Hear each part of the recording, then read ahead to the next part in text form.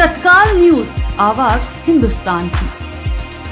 सोनभद्र के ओबरा थाना क्षेत्र स्थित बिल्ली मारकुंडी खनन क्षेत्र में कृष्णा माइनिंग वर्क्स की खदान में हुए भूस्खलन हादसे का रेस्क्यू ऑपरेशन अंतिम दौर में पहुंच गया है। मलबे में दबी दो विशाल चट्टानों ने बचाव कार्य में बड़ी बाधा बनी हुई है। पिछले 48 घंटे से एनडीआरएफ और एसडीआरएफ की टीमें लगातार प्रयासरत हैं। अब तक 4 मजदूरों के शव बरामद किए जा चुके हैं। इस बीच माइनिंग कंपनी के 2 लोगों पर एफआईआर भी दर्ज की गई है। ओबरा के एसडीएम विवश सिंह ने घटनास्थल से जानकारी देते हुए बताया कि रेस्क्यू अभियान अंतिम चरण में है। उन्होंने कहा, 2 बड़ी चट्टानें मलबे हटाने में मुख्य बाधा बनी हुई है, लेकिन हमारी टीमें विशेष उपकरणों की मदद से इन्हें हटाने में जुटी है। अब तक 4 शव निकाले जा चुके हैं और बाकी दबे मजदूरों को बाहर निकालने का काम तेजी से चल रहा है। बता दें कि करीब 14 मजदूरों के दबे होने की आशंका है। हादसा रास पहाड़ी इलाके में हुआ, जहां पहाड़ी का हिस्सा दरकने से कई मजदूर मलबे के नीचे दब गए थे।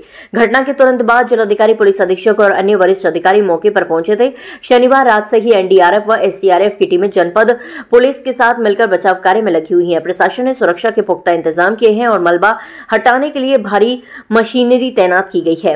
एसडीएम ने आश्वासन दिया कि जल्द ही सभी शवों को बाहर निकाल लिया जाएगा। पीड़ित परिवारों को सहायता पहुंचाने की प्रक्रिया भी शुरू कर दी गई है। पुलिस ने पहले ही एफआईआर दर्ज कर दोषियों की तलाश के लिए टीम गठित की है। जांच में खनन नियमों की उल्लंघन की गहराई से पड़ताल की जा रही है। ये घटना क्षेत्र में खादानों की सुरक्षा व्यवस्था पर फिर से सवाल खड़े कर रही है। रेस्क्यू की ताजा स्थिति पर प्रशासन की नजर बनी हुई है। देखिए, कल रात से ही हम लोग यहाँ प्रयास कर रहे हैं। एक व्यक्ति की डेड बॉडी मिल गई है और उसका पोस्टमार्टम करा के उनका दाह संस्कार कराए जाने की व्यवस्था की जा रही है। और लोगों के लिए एक चट्टान है जिसको हटाने का प्रयास किया जा रहा है और उसके लिए प्राइवेट कंपनी दूसान है, यहाँ उनके भी टेक्नीशियन बुलाए गए हैं और हमें उम्मीद है कि 1-1.5 घंटे में हमारा प्रयास सफल हो जाएगा।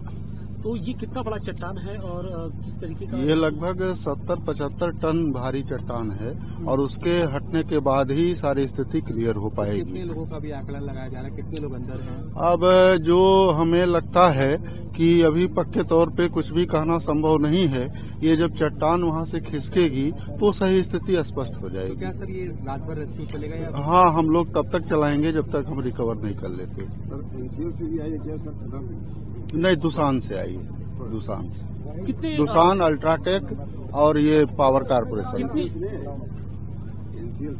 एनसीएल से भी टेक्नीशियन आए हैं, उनकी मशीनें नहीं आई हैं। और यहाँ के जो स्थानीय और जो व्यवसाय करते हैं खनिज का, उनकी भी मशीनें लगी। कितनी टीमें लगी हैं? कौन? देखिए, इसमें जो टेक्निकल स्टाफ है उसमें एनडीआरएफ, एसडीआरएफ, अल्ट्राटेक, दूसान और पावर कारपोरेशन की टीमें लगी हुई हैं। इसके अलावा जो खनन के लिए जो डीजी ऑपरेशंस होते हैं वो भी आए हुए हैं और इसके अलावा खनिज विभाग के उच्च अधिकारी भी आए। क्या परिजनों से भी कोई बातचीत हुई है या कोई? हाँ, उनसे हम लोग लगातार बात कर रहे हैं और जो सरकार के स्तर पर जो अनुमन्य सहायता है उन्हें उपलब्ध कराने के लिए प्रयासरत। जो जिनका ये खदान था उनके खिलाफ किस तरीके की कार्रवाई? उनके खिलाफ प्राथमिकी आज दर्ज हुई है स्थानीय थाने में और वैधानिक कार्रवाई की जा रही है। किस तरीके की लापरवाही प्राथमिक दृष्टिया में क्या समझ में आया? ये जांच के बाद स्पष्ट होगा। धन्यवाद। अभी कितने लोग सर, अभी आप लोग के अनुसार कितने? हमने आपको बताया है कि ये अभी चल रही है कार्रवाई। जब तक पूर्ण नहीं हो जाएगी हम उसके बारे में कुछ भी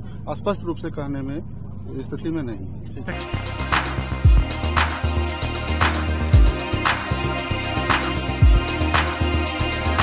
तत्काल न्यूज, आवाज हिंदुस्तान की।